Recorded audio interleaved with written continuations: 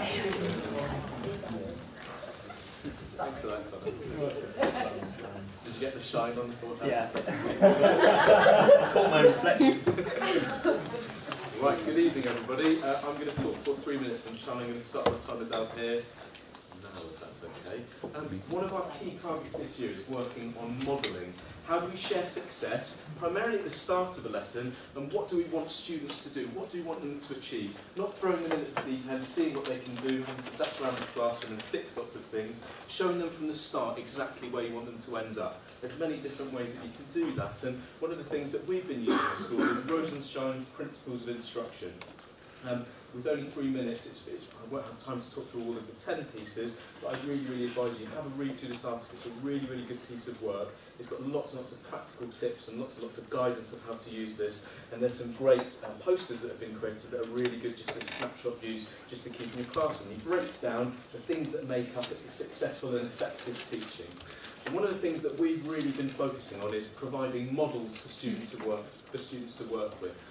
Giving them as many models as you can, going over worked answers, giving them sentence starters, giving them parts of answers on the screen. That might be you typing them up before the lesson. It might be ideally working on them in the lesson itself, showing them how you start the answer and getting them to give you ideas, saying, sir, miss, you can improve on that by doing this. There's so many different ways that you can do this. I've put them all there in the red paragraph. There's so many ways you can do this. It can just be creating a checklist, it can be using work from a book in the previous year and sharing that on the screen. It can be using a visualizer. It can be you creating a part of a paragraph and then having a go at a second paragraph. It segues in nicely with Emma's presentation, going over a worked example together on the board. It can be, if you do want them to have a go completely on their own, giving them an answer that works parallel to that, giving them the structure and the shape of how it would look like for a similar question and getting them to have a go themselves. And the best piece of work that I read on this was somebody talking about if you asked a chef to prepare duck à l'orange, the first time you asked somebody, if you said, right, go away into the kitchen and make duck à l'orange, you'd have no idea what this meant. You'd think, would you colour in a duck? Would you colour in all of the pieces that you need? You need to show models. You need to show pictures of what the end result would look like. You've got to give that person who's making the duck à l'orange, you've got to give them a recipe, a step-by-step guide to get there. And it's only with practice, it's only with constantly looking at how it's going to look like at the end result, looking at how it works as you go through, that you're going to succeed. So apply duck à l'orange to your work and to your modelling as well.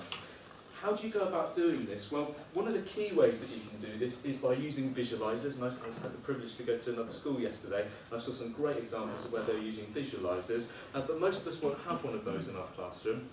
So I'd like to recommend this app, the Office Lens app. It's a completely free app to use, and if you take a photograph of students' work or take a photograph of your work on the board, it instantly creates it into a flat photograph. It levels it all out for you, and it also generates a Word document and a PowerPoint and a PDF.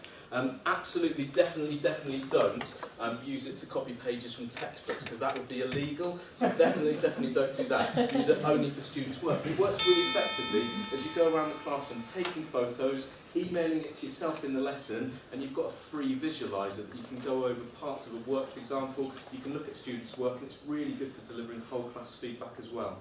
And as part of that, if you link it in with all of the questions that you do as well, as you're going through the lesson, check that understanding, use those how, those what questions, just gauge where students are at. And if you need to revisit and go back to the answer together, have a look at a conclusion together later on in the lesson and just use your questioning to keep on revisiting all of that. Check the understandings and check the misconceptions. It's no point us just letting the students fail. We need to stop the lesson, go back, remodel it, rework it, show them what success looks like, and then give students the time to have a go themselves. But we should be the ones that are showing them what duck à l'orange looks like.